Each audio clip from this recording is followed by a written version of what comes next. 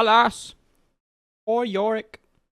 I knew him well. Hello there. Are you a D&D and roleplay fan? Over the last few years, have you been playing hella 5e? Maybe you want to experience something different. Maybe you want to experience something raw, some real roleplay for once. Today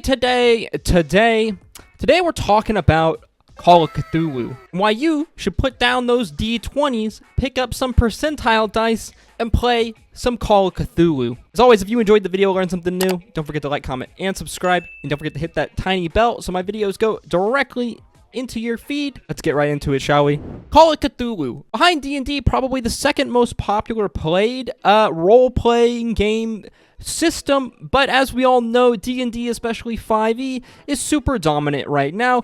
Basically, the reason why we have this golden age of D&D tabletop roleplay that we kind of have today. Because of 5e, we've had a huge influx of first-time D&D tabletop roleplay RPG players, and I think there's a lot of people out there who've maybe didn't even know that Call of Cthulhu had been developed many years back into an RPG tabletop system, and it's freaking so fun. So what is Call of Cthulhu? Like we said, Call of Cthulhu is a tabletop role-playing game system that was developed around the Call of Cthulhu H.P. Lovecraft mythos. Now, I just want to acknowledge right away that H.P. Lovecraft is extremely divisive and controversial. Basically not a nice guy who just so happened to come up with some wild and interesting stories. Call of Cthulhu focuses around the most powerful emotion that I believe humans experience: fear. In many instances, this is a horror game-esque setting, as generally Call of Cthulhu games take place around the 1920s,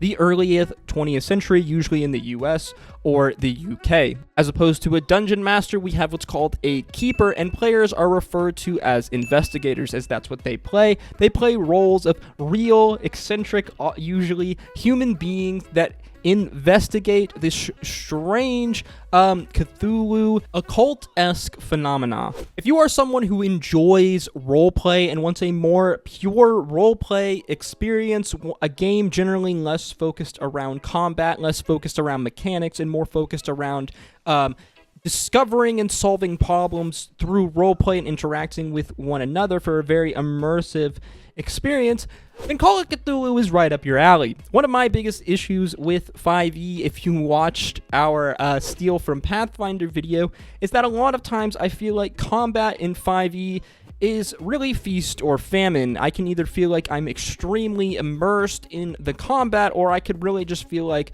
who really cares? As a lot of time combats in 5e result in slugfests. Call of Cthulhu solves that problem by basically making no combat at all. It's not that there's not a combat system in the game, but generally, as a normal human being, if you were to come up against some kind of strange Cthulhu monster, a strange occult-like being, your best bet is to run, because I would say 9.9 times out of 10, you are either going to leave that room dead, or your character's going to go completely insane. I highly recommend checking out Critical Role's Call of Cthulhu one-shot that Taliesin Jaffe was the keeper, the game master for. It came out a few years ago, but it's very good, and it also helps display kind of the type of story as well as the game mechanics that Call of Cthulhu has to offer. I believe it's still up on their YouTube channel. I'll probably link it in the description down below. Highly recommend it. Go check it out. As far as game systems, though, Call of Cthulhu is similar in some ways to D&D, but also vastly different. Instead of these guys, D20s, Call of Cthulhu uses percentile dice. Like D&D, in order to do actions in Call of Cthulhu, you must perform certain checks. There's a whole list of them here, you can see. Yes, it looks quite complicated at first, but it's really pretty simple once you get a decent grasp on it. You see, Call of Cthulhu works on a tier system of success and failure. So for example, say my character has a long pastime of painting, and I have taken painting as kind of an expertise, and you see a 75 on my character sheet next to the artistic or ability. The idea is when asked with a check, so for example, let's say my character is asked for an artistic and art check, and I have a 75 in art, I would need to roll under a 75 to have a success. Depending on how low I roll will depend on just how great of success the check will be, and vice versa. So in this instance, I would have a 75% chance of succeeding. And this works the same in the terms of failure. If you were to roll 100 on a die, that is basically a guaranteed critical failure, which could result in any number of horrific things to your character, not least being death or insanity. If I haven't made it clear, it's more likely than not that in your Call of Cthulhu game, one of the characters that you make will either die or go insane before the game finishes. It's very common to have to go through several characters in Call of Cthulhu games, but at the end of the day, it really depends on the severity of your keeper. If you watched our Steal from Pathfinder video, you know that I enjoy some gamba, some high risk in my role-playing games, and just in general, and that's why I think it's cool that Call of Cthulhu has a mechanic called pushing. Essentially, pushing a roll in Call of Cthulhu allows one to re-roll a failed roll, but only if their character performs some action which would justify it. As well, the player must accept that there will potentially be dire consequences if they fail this second roll. I love high risk, high reward in games, and let me tell you, there have been some crazy epic moments and some crazy horrible moments in some of my Call of Cthulhu games with pushed rolls. Just another one of those mechanics that I think adds to the roleplay and just allows for crazy events that can only really happen in tabletop role-playing games to happen. As well, Call of Cthulhu has a sanity system, because of course it does when you're facing eldritch horrors and nightmares. Depending on how much sanity you lose over a number of time or just across the game can inflict either temporary insanity or different types of mental illnesses, phobias, and afflictions. If one were to lose all of their sanity, though, their character goes insane and probably going to end up in a mental asylum. Like we said, it's more likely than not that your character ends up going insane in some kind of capacity, because generally, when trying to defeat the creatures and the occult-like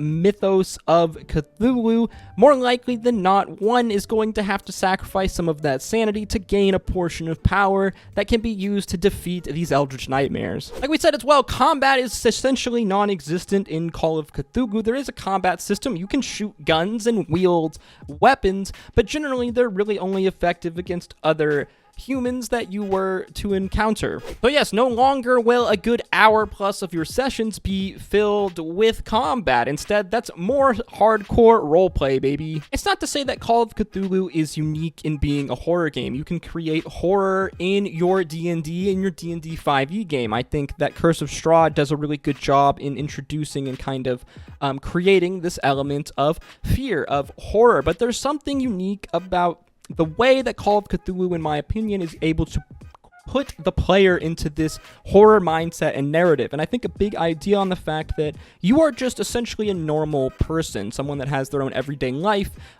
in a modern world where nightmares exist. While your character may be special, they're not like adventurer hero special. Because of that, and this idea that monsters will kill you, running is most likely the best option in combat scenarios in Call of Cthulhu. It really adds greater stakes that I feel like help to pull out this horror genre, this horror vibe. As well, it's nice because the lack of combat in Call of Cthulhu is just another thing that, as a keeper, a D&D, a game master, it's just one less thing that I need to worry about balancing. Now, you can still create systems and challenges and strong monsters, essentially, that your players could stumble upon, but generally in Call of Cthulhu is more focused on the mystery, the uncovering of the mystery, the solving of puzzles, unraveling a greater plot that is going on. I would say that out of the copious amounts of hours I've spent playing and running role-playing games, Call of Cthulhu for me is extremely unique in its ability to tell very specific